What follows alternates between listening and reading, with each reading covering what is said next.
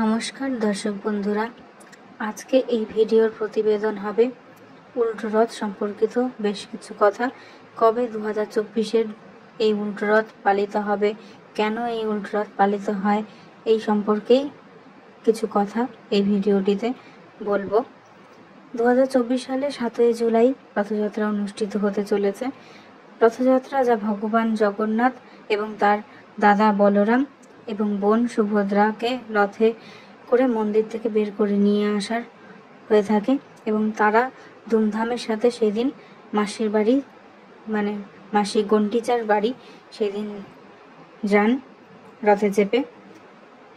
এই রথযাত্রার 8 দিন পর উল্টো রথযাত্রা উদযাপিত হয়ে থাকে। 2024 সালে এই উল্টো রথযাত্রা 16ই জুলাই মঙ্গলবার অনুষ্ঠিত হবে। উল্টো রথযাত্রা হলো একটি হিন্দু ধর্মীয় উৎসব যা রথযাত্রার শেষ দিনে উদযাপন করা হয়ে থাকে। এর মাধ্যমেই এই রথযাত্রার শুভ সমাপ্তি ঘটে।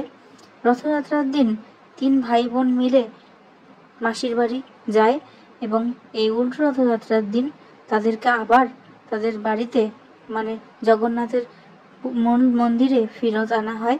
এই উৎসবকেই উল্টো রথযাত্রা বলা হয়ে থাকে।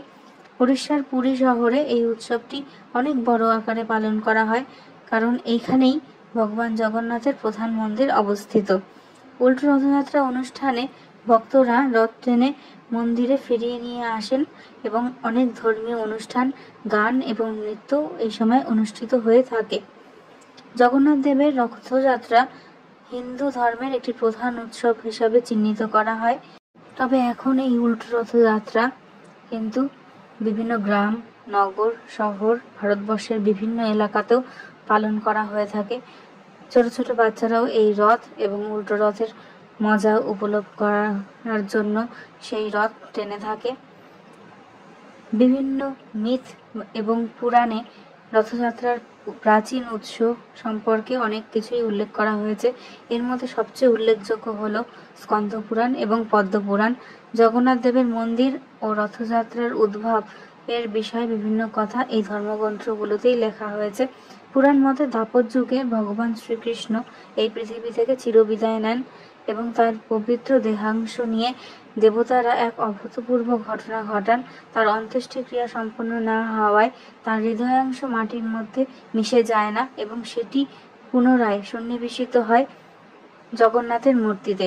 এই মূর্তি রথযাত্রার মাধ্যমে ভগবান শ্রীকৃষ্ণের ভক্তরা তার দর্শন লাভ করতে পারেন। পুরীর জগন্নাথ মন্দিরটি 12তম শতাব্দীতেই নির্মিত হয়েছিল। গঙ্গা রাজবংশের রাজা অনন্ত বর্মন চোরগঙ্গদেব এই মন্দির প্রতিষ্ঠার কাজ শুরু করেছিলেন। এই মন্দিরটি প্রতিষ্ঠার পর তিনি এটা একটি হিন্দু ধর্মের 4 ধাম হিসাবে বিবেচনা করা হয়ে থাকে। রথযাত্রায় ব্যবহৃত 3টি বিশাল রথ এবং বিশালভাবে সুসজ্জিত কাঠের তৈরি প্রতিটি রথের জন্য বিশেষ নাম এবং আকার রয়েছে। নন্দীঘোষ রথ, যেটি ভগবান শ্রী জগন্নাথের রথ, এই রথের উচ্চতা প্রায় 45 ফুট এবং এতে 16টি চাকা রয়েছে। দ্বিতীয়টি হলো তালধ্বজ রথ, এটি হলো ভগবান বলরামের রথ। এই রথটির উচ্চতা হলো 44 ফুট এবং 14টি চাকা রয়েছে। দর্পদলন রথ হলো তৃতীয় রথ, এটি সুভদ্রার রথ। রথটি হলো 43 ফুট এবং এটাতে 12টি চাকা রয়েছে। রথযাত্রার এই উৎসবটি মূলত 10 দিন ধরে উদযাপন করা হয়ে থাকে। এই রথযাত্রার সাথে আরো বিভিন্ন ধর্মীয় আচার অনুষ্ঠান পালন করা হয়। তার মধ্যে অন্যতম হলো চন্দন যাত্রা। এই সময় জগন্নাথ, বলরাম এবং সুভদ্রাকে চন্দন দিয়ে স্নান করানো হয়ে থাকে এবং এটি প্রায় 10 দিন ধরে চলে। এই সময় ভক্তরা দেবতাদের চন্দন দিয়ে স্নান করানোর পর বিশেষ ভোগ নিবেদন করে থাকেন। এরপর পালন করা হয় স্নান পূর্ণিমা। এটি রথযাত্রার প্রায় 15 দিন আগে পালন করা হয়। এই দিনটিতে 108টি কলসিতে জল ভরে জগন্নাথ, বলরাম এবং সুভদ্রাকে চান করানো হয়। এই স্নানের পর দেবতাদের সব মূর্তিগুলি সাধারণ মানুষের পাশে কিছুদিনের জন্য প্রদর্শিত করা হয় না, যা অনাবসর নামে পরিচিত। রথযাত্রার দিন ভক্তরা বিশাল সমাবেশে অংশগ্রহণ করেন এবং এই দেবতাদের রথ টেনে নিয়ে যান। তার সাথে সাথেই পালন করা হয় বিভিন্ন নৃত্য, ধর্মীয় গান, অনুষ্ঠান। এই রথগুলোকে মূল মন্দির থেকে 3 কিলোমিটার দূরে অবস্থিত গন্ডিচার মন্দির পর্যন্ত টেনে নিয়ে যাওয়া হয়।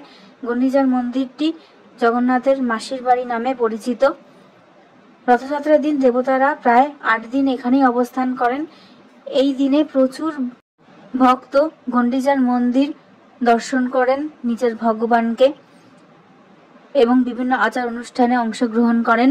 এই অনুষ্ঠানের 8 দিন পর, মানে রথযাত্রার 8 দিন পর উল্টো রথযাত্রা অনুষ্ঠিত হয়। এই সময় দেবতাদের রথে বসিয়ে আবার প্রধান মন্দিরে ফেরত আনা হয়। রথযাত্রার মতোই এই উৎসবটিও অনেক ধুমধাম এবং স্ফূর্তির সাথে পালন করা হয়ে থাকে। রথযাত্রা কেবল পুরীর বা ওড়িশা বা ভারতবর্ষের সীমাবদ্ধ নয়, এখন এটি বিশ্বব্যাপী একটি উল্লেখযোগ্য ধর্মীয় উৎসব হিসাবে পরিগণনা করা হয়ে থাকে।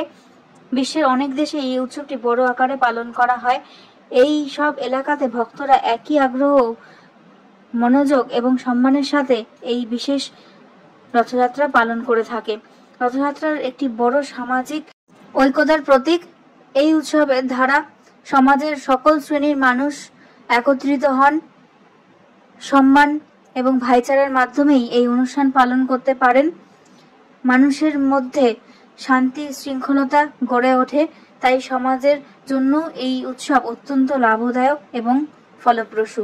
রথযাত্রা হিন্দু ধর্মের একটি অত্যন্ত জনপ্রিয় উৎসব, যেটি নাকি ভগবান জগন্নাথের ভক্তদের জন্য একটি অন্যতম আধ্যাত্মিক অভিজ্ঞতা প্রদান করে। এই উৎসবটির ইতিহাস, গুরুত্ব বহু এবং অনেক গভীর, যা ভারতীয় সংস্কৃতি এবং ধর্মীয় গুরুত্বের সাথে বিশেষভাবে জড়িত। রথযাত্রা কেবল একটি ধর্মীয় উৎসব নয়, একটি ভক্তর জীবনে একটি অত্যন্ত অবিচ্ছেদ্য অংশ এবং তার ভক্তি এবং নৈতিকতা, সম্মান, বিশ্বাস এবং আধ্যাত্মিকতার চিহ্ন বহন করে। আজকের নিবেদন এতটুকুই। যদি আপনাদের ভালো লেগে থাকে তাহলে অবশ্যই চ্যানেলটিতে সাবস্ক্রাইব করবেন। নমস্কার, ধন্যবাদ।